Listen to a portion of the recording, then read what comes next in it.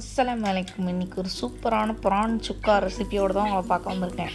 ஒரு கடாயில் எண்ணெய் சேர்த்து கருவேப்பிலை, ஒரு பெரிய பல்லாரி வெங்காயத்தை இந்த மாதிரி சின்ன சின்னதாக கட் பண்ணிட்டு அந்த ஆயில் ஹீட் ஆனோன்னே அதில் ஆட் பண்ணி அதை நல்லா வதக்கிக்கணும்.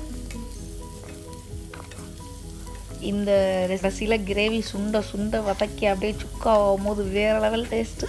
அது வதங்கிக்கிட்டு இருக்கிற டயத்தில் நான் ஒரு 250 கிராம் ப்ரானுக்கு ஸ்பைசஸ் எல்லாம் ஆட் பண்ணிக்கிட்டு இருக்கேன். கார்லிக் பேஸ்ட், மஞ்சத்தூள், ஒரு 1/4 ஸ்பூன், 1 ஸ்பூன் மிளகாத்தூள், 1 ஸ்பூன் ஜீரகத்தூள், ஒரு 1/2 ஸ்பூன் பெப்பர், இதெல்லாம் ஆட் பண்ணி அதுக்கு தேவையான அளவுக்கு சால்ட்டு. நம்ம ஸ்பைசஸ்லாம் இந்த மாதிரி ப்ரானில் மேரினேட் பண்ணி சேர்க்கும் போது கண்டிப்பாக டேஸ்ட் வந்து டிஃப்ரெண்ட் படும். கார்லிக் பேஸ்ட் ஆட் பண்ணியிருக்கேன். இது வந்து கார்லிக்குடைய ஃப்ளேவர் தான் அதிகமாக இருக்கணும்னு கார்லிக் பவுடர் ஒரு 1/2 ஸ்பூன் ஆட் பண்ணியிருக்கேன். உங்கள்கிட்ட இல்லைன்னா நீங்கள் வந்து அதை ஸ்கிப் பண்ணிக்கலாம். மற்ற எல்லா ஸ்பைஸ் போட்டு செஞ்சாலும் அந்த கார்லிக் ஃப்ளேவர் நமக்கு அப்படியே இருக்கும், நம்ம கார்லிக் பேஸ்ட் போட்டுக்கிறதுனால. இப்போ வெங்காயம்லாம் வதங்கினோடனே நம்ம மேரினேட் பண்ணி வச்சுருக்கிற அந்த ப்ரானை அந்த வெங்காயத்தில் போட்டுருணும்.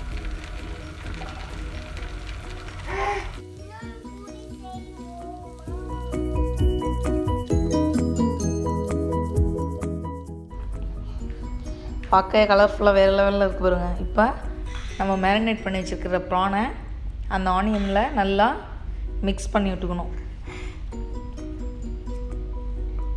நீங்கள் தண்ணிலாம் எதுவுமே ஆட் பண்ணக்கூடாது. இறாலே வந்து கொஞ்சம் தண்ணி விடும்.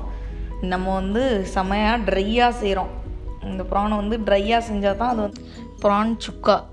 நீங்கள் இந்த ஸ்டேஜில் கூட நீங்கள் ஆஃப் பண்ணிடலாம். ப்ரான் கிரேவி மாதிரி இருக்கும். அது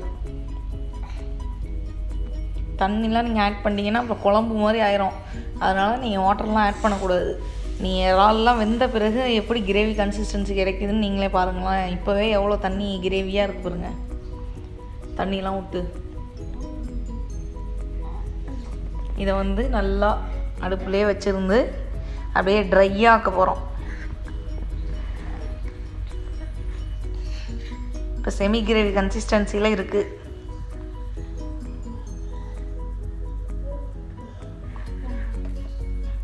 இதை நம்ம அப்படியே வதக்கிக்கிட்டே இருந்தோம்டா சுக்கா மாதிரி சூப்பராக ஆயிரும். இப்போவே ட்ரை ஆகிடுச்சு பாருங்கள். இந்த கார்லிக்கோட ஃப்ளேவர் வந்து சாப்பிடும் போது செம்மையாக இருந்துச்சு. உங்கள்கிட்ட நீங்கள் ஜிஞ்சர் கார்லிக் பேஸ்ட் இருந்தால் கூட நீங்கள் ஜிஞ்சர் கார்லிக் ஆட் பண்ணிக்கலாம். நான் வந்து கார்லிக் ஃப்ளேவரில் செய்கிறதுனால கார்லிக் பேஸ்ட் மட்டும் ஆட் பண்ணியிருந்தேன். சீ ஃபுட்டுக்கு நீங்கள் கார்லிக் பேஸ்ட் மட்டும் ஆட் பண்ணிங்கன்னா ஃபிஷ்ஷு, இறாலு, நண்டுக்கெலாம் ஆட் பண்ணிங்கன்னா அதோடைய லெவலே வேறு டேஸ்ட்டில் இருக்கும். பாருங்கள், சூப்பராக செம்ம ட்ரை ஆகிடுச்சு. இதோடு முடிச்சிடலாம். எனக்கு ஒரு 10 to 12 மினிட்ஸ் ஆச்சு இந்த மாதிரி. அது எல்லாம் ஃபுல்லாக ட்ரை ஆகி குக்காகி சுக்கா மாதிரி கிடைக்கிறதுக்கு.